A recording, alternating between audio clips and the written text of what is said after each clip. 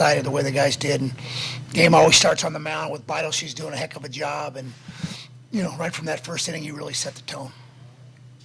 Well, sometimes pitching responds to offense, and run support sometimes run support responds to pitching. As you said, it was the best combination of both you've had all year. Yeah. The game, one hand washes the other sometimes. And, when you play good baseball, it's good baseball. So we were just really fortunate in all aspects. But, again, I always take that starting pitcher, throwing that first punch and giving us an opportunity. And I thought that's what Landon did. And, You talked about this year about responding second and third time through the batting order. That really kicked in tonight. How did that happen so quickly? Yeah, I just pretty fortunate. And Joseph's solo home in the first was really good right there. He liked to come in with 2 strikes and didn't get the ball in enough. And Joseph put a great swing on it, give you a little, okay, all right, like that one run. And then we just stayed on it. And it was one of those days, too, where the balls we hit hard, there were some good at-bats, and we had some balls that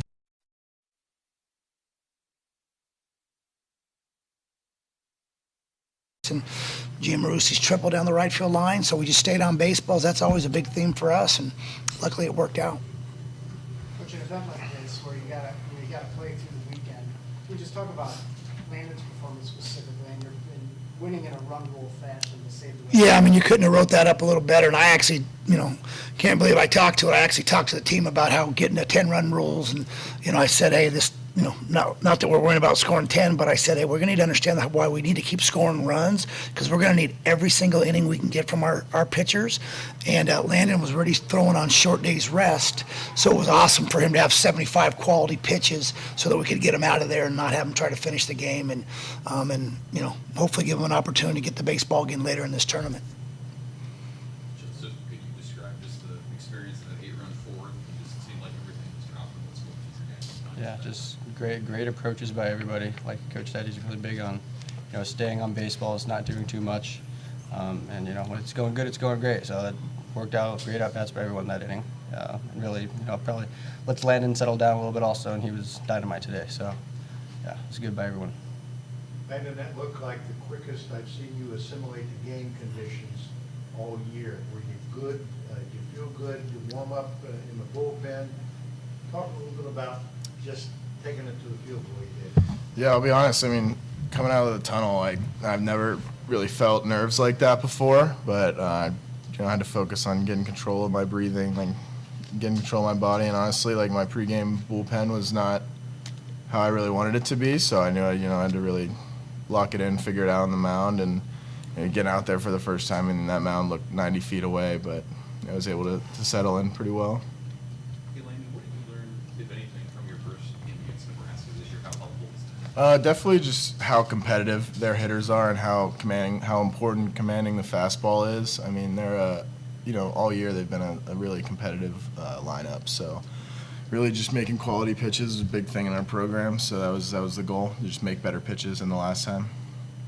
Talk about that atmosphere tonight, stepping out of the field with bright lights and with steam and this atmosphere. You talk about your nerves, but how was that? How did that take you over? Crowds like that are fun, even whether they're with you or against you. We knew they were going to come out and have a big crowd. I didn't expect it to be quite as loud as it was, but definitely a lot of fun to pitch in a game like that. Anything else for student athletes? Phil, how would you take the next? How will you plan? You mentioned pitching now. How will you organize your pitching between now and? Yeah, we'll still talk. We'll talk as a staff. I'll talk to Coach Allen, and we'll talk about some things. And obviously, having the day off is humongous. That was a huge deal for us.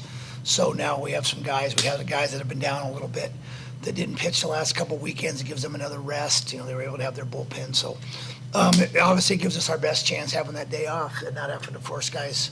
So we'll be in good shape. I don't want to play all of our cards right now until I start knowing who the opponents are going to be throwing against us. And so, but yeah, we have a plan, and this was a huge, knowing how important it was to win this first one.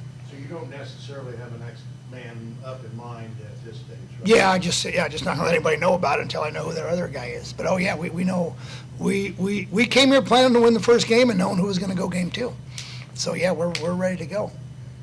Billy, on starters too, how surprising was it that Nebraska didn't throw Sears, the Big Ten pitcher? Yeah, I wasn't surprised at all. In tournament play, I don't know, and I don't want to speak for them, but I think that they're already in the regional, so you would never bring your number one guy in that short a day's rest, you know what I mean? So I was hoping he wasn't going to go, but I was about positive he wouldn't.